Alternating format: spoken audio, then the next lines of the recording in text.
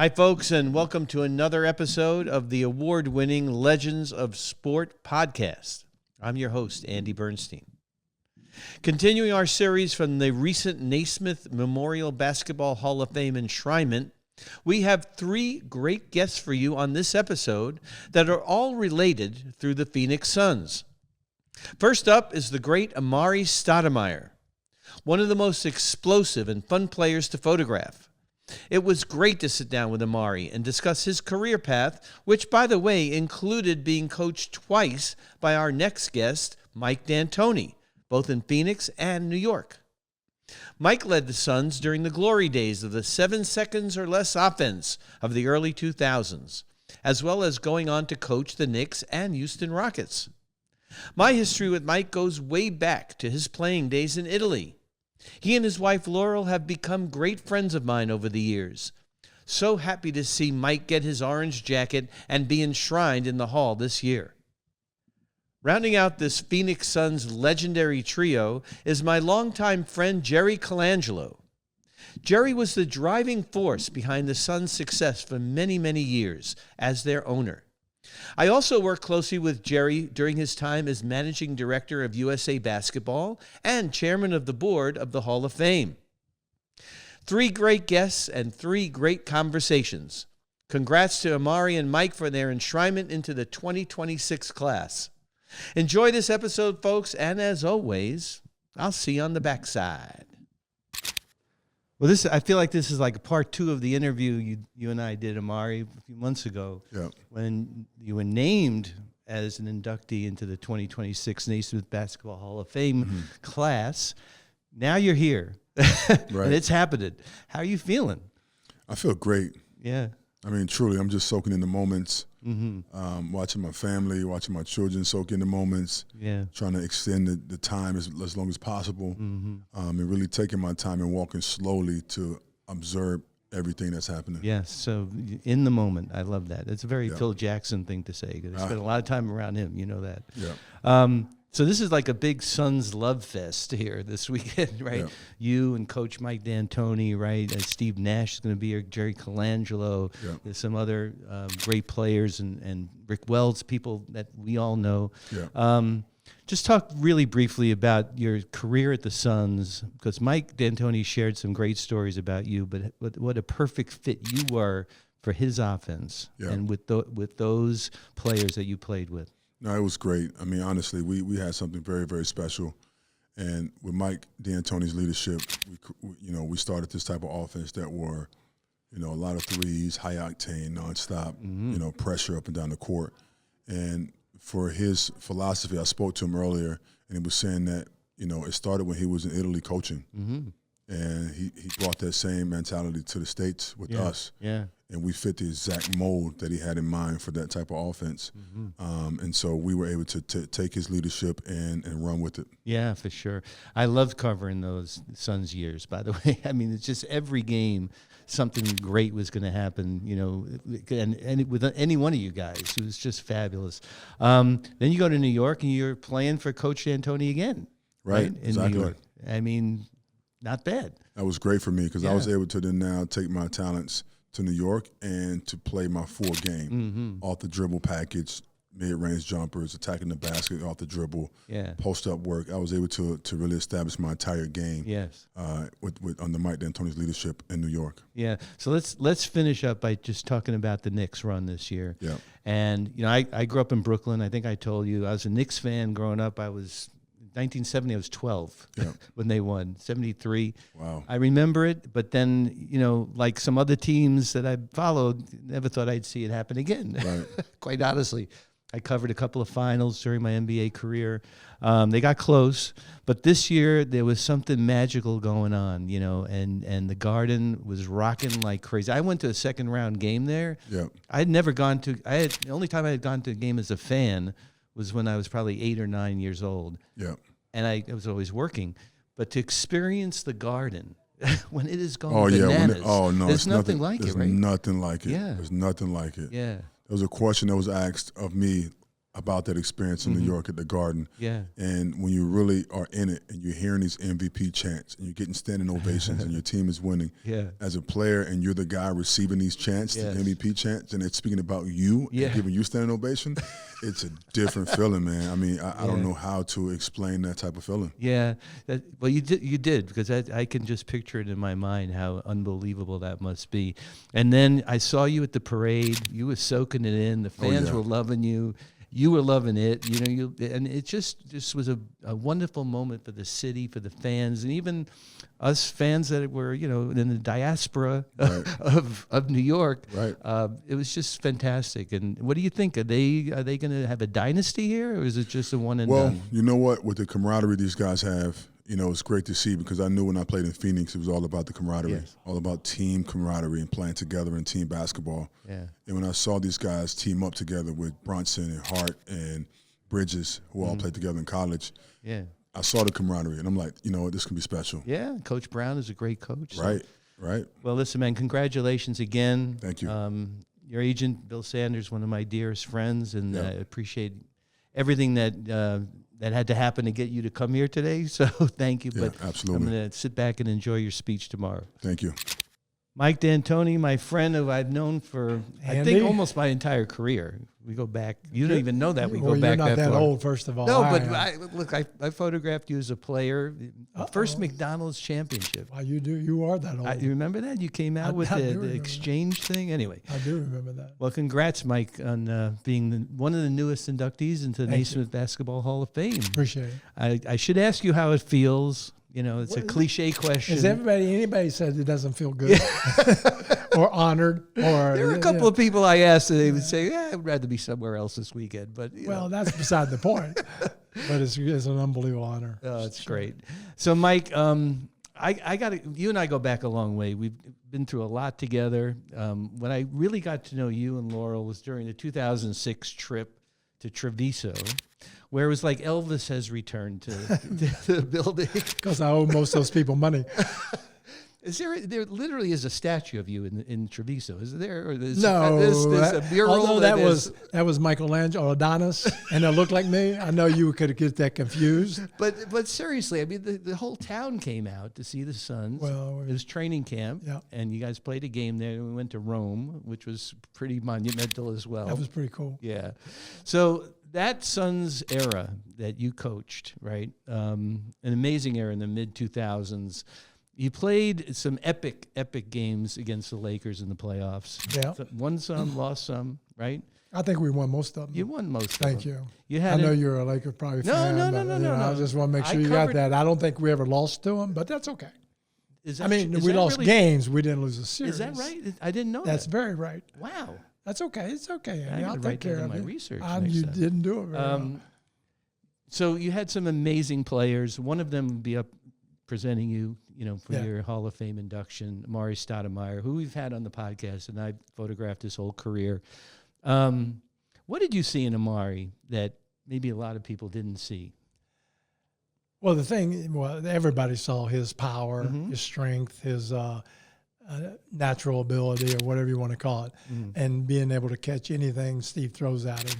It doesn't matter. I mean, Steve would normally throw a great pass, but if it was off a little bit, it didn't matter. Yeah. He was catching and dunking. But the thing they didn't see was his work ethic in behind, especially after he got going. It took a while, from high school to get that, the work ethic that you have to stay in the NBA, not to get there, stay there. And he developed that. He had to develop a jump shot. He did that. He had to work on his handle. He did that. And then he had knee surgery, micro fracture surgery back in the day when it was pretty brand new. He overcame that. He had a detached retina, lying still for months. That's right, because he wore the goggles. He got over that, came to New York. I mean, the guy, when he puts his mind to it, gets it done. And he's developed from a raw kid from Florida high school to a really sound, good human being, good man. Yeah, and just a hell of a player. And I forgot you coached him in New York too, right? How could you forget that, don't know. Andy? Mike, in my age, I'm lucky I remember. I get it. But I'll do the research for you next time. So let's talk about another great player who will also be up presenting you, the great Steve Nash, two-time MVP. I mean, that team, you had so many elements of that team that it could have gone one way or the other, but you as coach, like what in your head said, you know what, we're going to run this up-tempo offense, a 7-second or less thing. These are the guys to do it. Like you had to have the right personnel. Well, we had the right guys. Yeah. And I always, I started in Italy coaching for Olimpia Milano. Mm-hmm. And during some hard years, I went to that style, and it really worked. And I had a similar team that I was presented with in Phoenix. Mm-hmm. Mm-hmm. And back then, it was Sasha Djordjevic and Antonio Davis were the pick-and-roll kind of guys. And I had Ricardo Pettis, who was the Sean Marion of the situation, and then Quentin Richardson and Joe Johnson. I had two great shooters and my Italian players. Yeah. And so, that was the way to go. Yeah. But you're still timid because you don't have analytics. It doesn't tell you, you better go that way, you idiot. And I didn't know. Yeah. And so you're a little timid. But with Jerry Colangelo and Brian, we'd sit and talk basketball a lot. And, with their backing, they said, well, go with your instincts. What do you think? You think this will work? I go, to me it worked. It will. It worked. And now I had to convince the player. First I had to convince the coaches, not all of them, but there were some of them. Yeah. Some of them was easy because they wanted to play that way. Yeah. Couple that, I don't know. I could probably think of the ones that didn't. Well, but that's anyway, all right. And then so once we get that, and then you got to present it to the players, and the players, they were great. Yeah. But I'm sure there was some trepidation. And also, when you coach a player, you have him, I talk to him, you got 12 players or whatever, but you only have them for 2 hours. So they go home to the barber, to the guy who lives, their uncle, John, who's a great basketball player, that's got an opinion that all the talking heads on TV back then were saying that this is not going to work. So they've got to listen to all that and yet come to practice with the mindset that this is going to work. And they did that. And thank goodness we started off 31-4. Yeah. When we did that and we were killing people and their numbers were going up, then they were locked in. That was an unbelievable start of the season. Oh well, it is funny. Yeah. We went 31-4, so I have a meeting and I called them up to my room, the 5 guys that I just mentioned, Joe and those guys, and I go, hey, look, the chemistry is off the charts. You guys are doing something that I could not even imagine. Yeah. Why this all works, I don't know, but we got to make sure all 6 of us not to screw it up. This is something special. And next game, Steve gets hurt, so that went right out the window. So I just learned not to talk so much. You didn't want to jinx it, right? No, for sure. Another presenter that you're going to have with you, Bob McAdoo. Now, I didn't know your history with Bob until I actually did research. There you go. I did, Mike.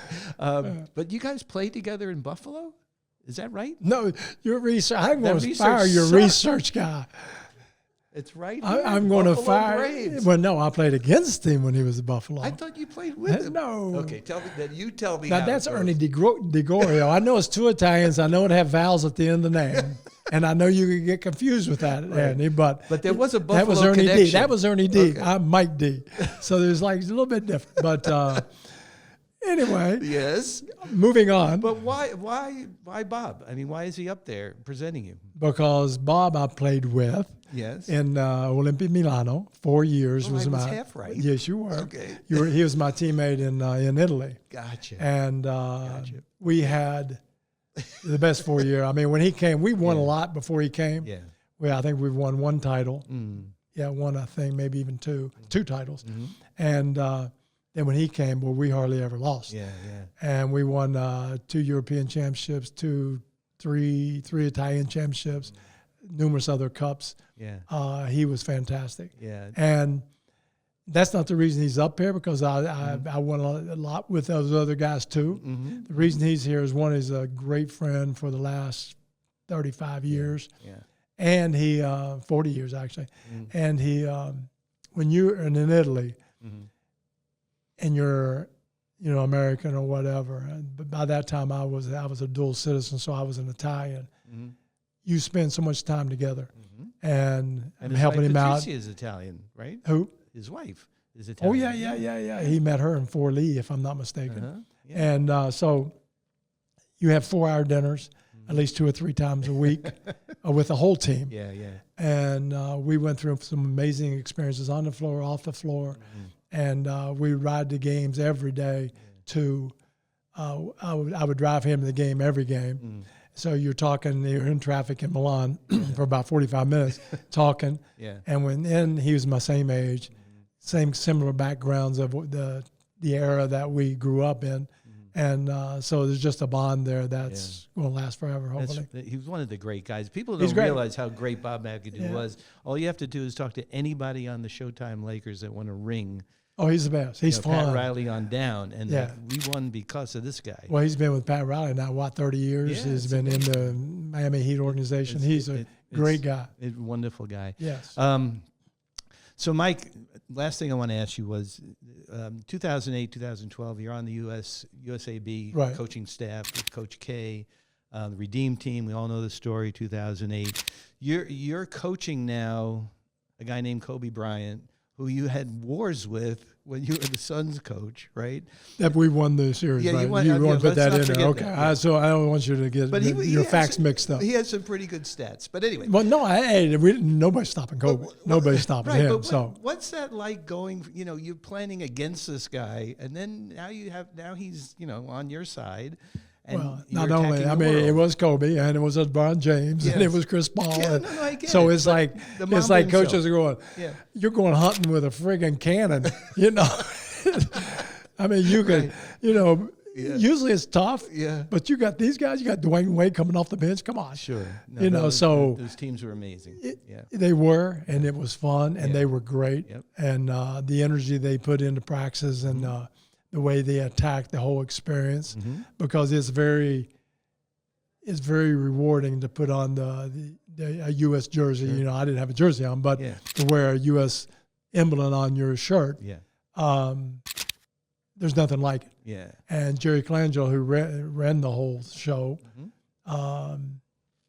Sean Ford, who made everything happen, how he does that, I don't know. Because there was never anything proposed to him that he would say no. He did it. Right. And, man, there were some crazy things asked from players. So, anyway, besides that, moment. Yes, no. I know. But first-class organization all the way down, Jim Tooley, everybody. And then the players, coaches.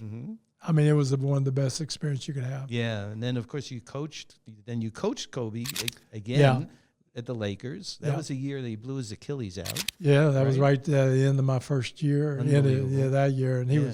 And Kobe's a tough one. He's got that tunnel vision, he is going. And I don't care who's in his way. He's walking over their dead body. Yeah. And but that's his mentality. And I wish it had worked out better. We had a kind of a mismatch kind of team, and Steve Nash was hurt from the first day, and we couldn't ever get it together. But it was an experience. Well, Mike, I got to tell you, we will go on. Yeah, but if I've got some more facts. Oh, jeez. But anyway, go ahead. You're killing me here. It's my own show. Don't worry about it. This is your show. I didn't know that. I got the shirt. I'm sorry. I should have been a little bit more respectful.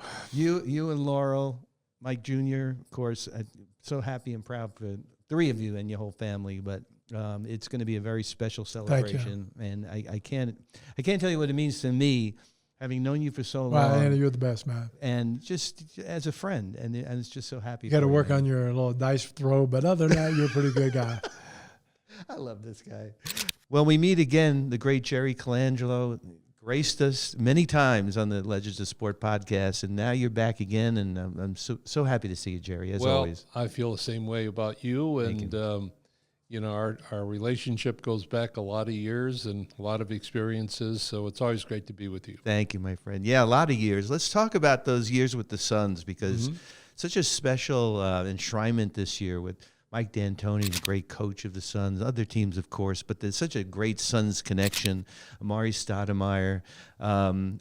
You got to be gushing with some pride over here, because Mike shared that whole era and what it meant to him, but the support that he had from you and from Brian. Take us back to, first of all, the decision to hire Mike, because I don't think I know that, and then to draft Amar'e. Well, let's take Mike first of all. Yeah. Brian Colangelo, my son, was the GM for the Suns, and he had visited with Mike over in Italy. And he came back and he says, I think it'd be great if we could find a spot for Mike D'Antoni on our staff. And I said, well, Brian, your mother and I are going to be in Venice. It's a hop, skip, and a jump to Treviso, where Mike was coaching at the time. And I said, I'll go over and say hello to him. I did. We had dinner, my wife and Mike's wife, along with the two of us.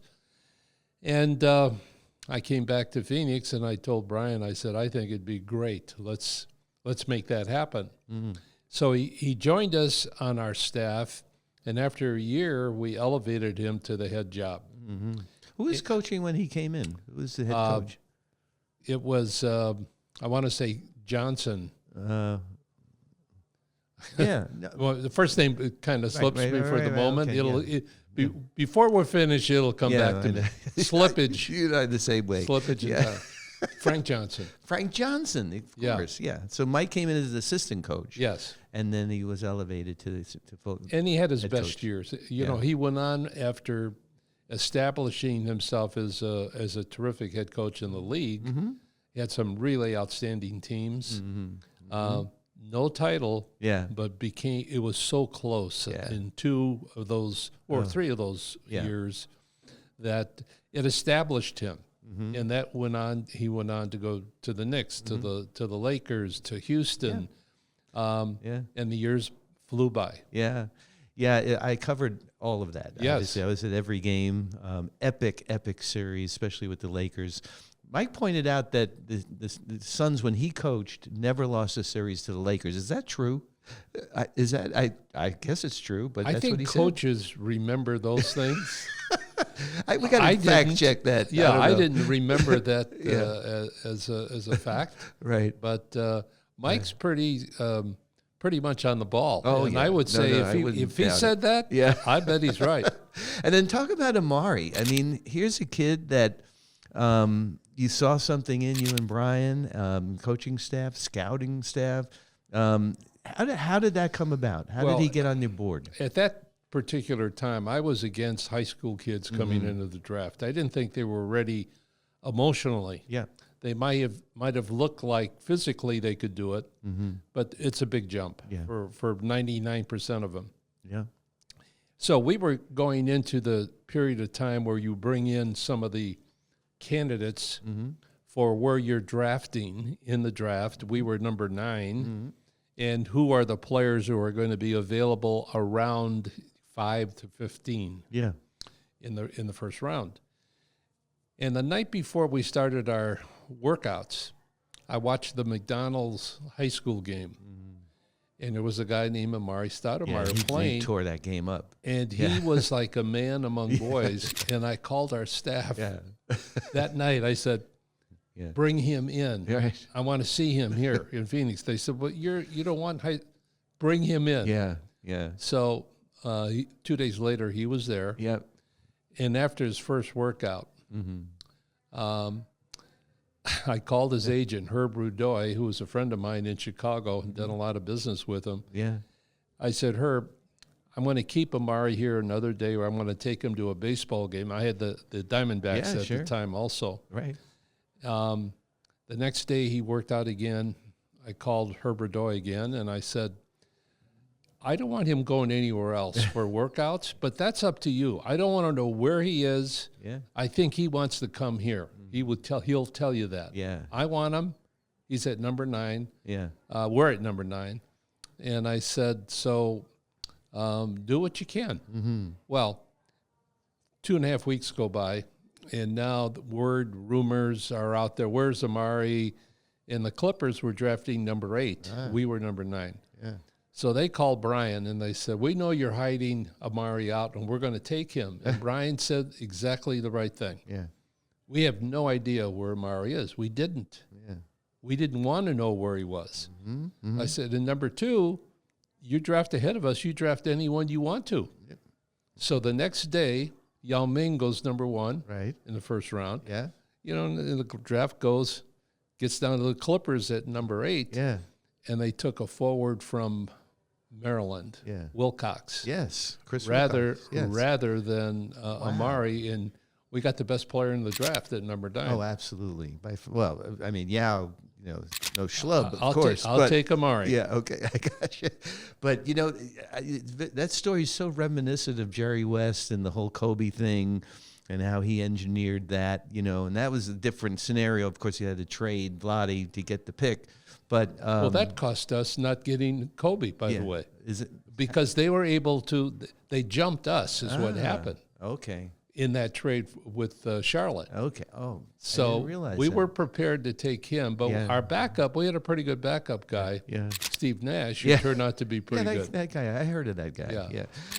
Jerry, it's so great to see you, man. I know how busy you are. You're chairman of the Hall of Fame. You're all over the place this weekend. For you to come by and sit with me is always so much appreciated, man. And I have such warm memories of getting my ring in 2018 and you being there to present it, and it was just that'll stay with me forever. So thank you. Great. All right. Thank you, Andy. Great to be Good with to see you. Take care. Always. Big thanks to Amar'e, Mike, and Jerry for stopping by our set during a hectic enshrinement weekend. Always love seeing those guys and getting a chance to talk to them. Thanks to our producer, Carlin Barker, and our editors, Sean Gosser and Addison Shao, and our on-site social media manager and talent wrangler, Michael Romanelli. Thanks, everyone, for joining us for this episode of the podcast. We are thankful to all our loyal followers. Please tell all your friends to subscribe to our YouTube channel, Legends of Sport, and our Instagram at Legends of Sport, and, of course, my photography on Instagram at ADB Photo Inc. Folks, please check out the discount link in our social media to our friends at Muggsy. We absolutely love Muggsy's clothes. And the discount link to our friends at You Should, the best way you should protect your skin for work, play, and everyday life. Thanks again, folks. We'll be back next week for another great episode from the 2026 Hall of Fame enshrinement on the Legends of Sport podcast.